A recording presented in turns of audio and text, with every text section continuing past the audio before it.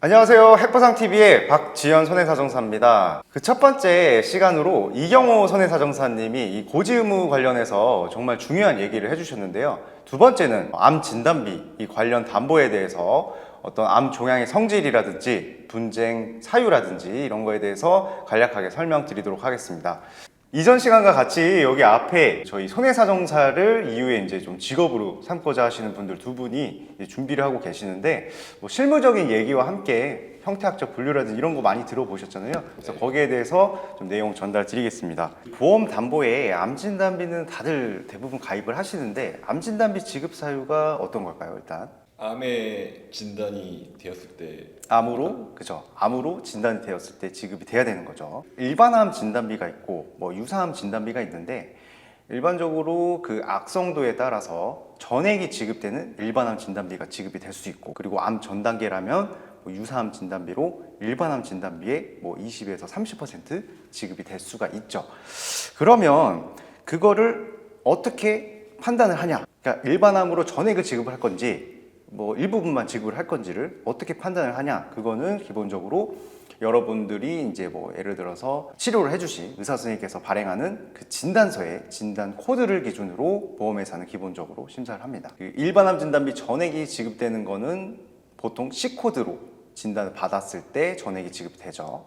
그리고 일부분만 지급되는 거는 D코드 중에 일부분, 예를 들어 D00부터 뭐 D09, 뭐 D37부터 D48인데 뭐 구체적인 건 그렇지만 뭐 D코드면은 유사암 진단비로 이제 지급이 될 수 있는 상황이 발생할 수 있고, 그다음에 C코드는 일반암 진단비 전액이 지급됩니다.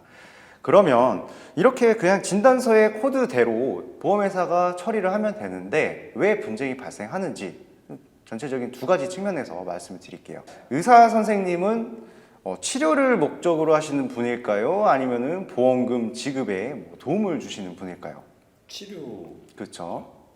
그래서 이게 이제 진단 코드에 대해서 뭐 이게 최신 기준이냐, 의학적으로 최신 기준이냐, 아니면 개정이 바뀌었냐 이런 거에 대해서는 사실 조금 저희 같은 손해사정사보다는 둔감하실 수도 있어요. 그 부분은. 그래서 이전의 기준에 따라서 현재 기준상 뭐 C코드로 발행을 해도 전혀 문제가 없는 무방한 어떤 그런 악성 신생물임에도 불구하고 아직도 D코드로 발행하시는 분들이 많기도 합니다. 그렇다면 이거에 대해서 이것이 바로 첫 번째 분쟁 사유 중에 하나인데요. 그러면 이걸 어떻게 해결해야 되냐? 최신 기준, 가장 최신 기준은 혹시 어떤 건지 알고 계실까요? 뭐 한국 기준에서는 보통 이제 한국 표준질병 사인분류라고 뭐 KCD 기준을 따라가는데, 이 한국 표준질병 사인분류도 현재 지금 8차까지 개정이 되어 있어요. 그러니까 시기별로 의학적 기술이 발달됨에 따라서 1차부터 현재는 8차까지 개정이 되어 있는데, 또 KCD는 이거를 따라갑니다. 어떤 걸 따라갈까요? ICD. ICD. 예, 맞습니다. 세계보건기구에서 제시하는 이 ICD 기준을 따라갑니다. 그러면 ICD 기준이 최신일까요? KCD가 최신일까요? ICD. 그렇죠. 그러면 ICD가 개정이 되고 나서 한 3에서 4년 이후에 개정이 되기 때문에 그 사이에 시간이 뜰 수밖에 없어요.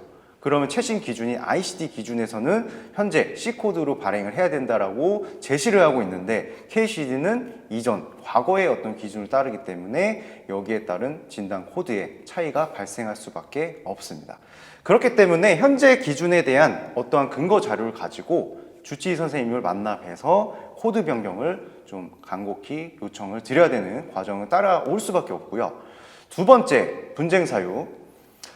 여러분들이 이제 뭐 보험을 가입을 하고 나서 사실은 일반인 분들은 자기가 이제 보험을 언제 가입하신지도 기억이 가물가물 하신 분들이 되게 많아요. 보면은 한 10년 전, 20년 전 이렇게 그 한참 전에 가입을 하신 분들이 많이 발생하는 분쟁 사유인데, 그거는 일단 암 진단 시점에 의학적 기준을 따를 것인지 아니면 가입 시점에 의학적 기준을 따를 것인지, 이거에 대해서 이제 보험회사와 소비자 간의 분쟁이 발생합니다. 그러면 여기서 어떤 거를 좀 따라야 될까요? 피보험자한테 유리한 거. 맞아요. 이게 21년 1월 1일부로 이 KCD 8차가 개정이 이루어졌는데 그때 이제 약관에서도 진단 시점의 기준을 따른다라고 문구가 박혀 있습니다. 하지만 이전에 이제 뭐 가입하시거나 뭐 계약을 체결하신 분들은 그러한 문구가 없이 이후에 그러한 문구가 없이 본인한테 가입 시점의 기준을 따를 것인지 아니면 진단 시점의 기준을 따를 것인지 유리한 것을 택할 수 있다라고 해석될 수 있을 만한 문구가 달려 있습니다. 그렇기 때문에 가입 시점이 유리하면 가입 시점 기준에 따른 그 진단 코드를 주장을 충분히 할 수 있고 그 다음에 현재 진단 시점의 기준이 유리하다면 그 시점에 맞는 코드로 주장은 충분히 가능합니다. 자, 이렇게 오늘 두 가지 측면에 대해서 이 암 진단비 분쟁 사유에 대해서 알아봤는데요.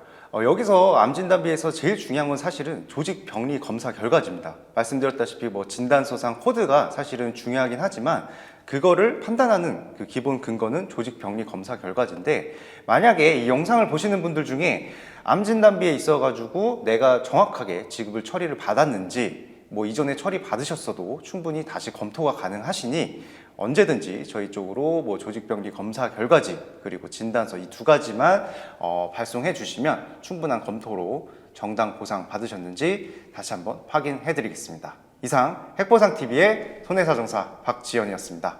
감사합니다.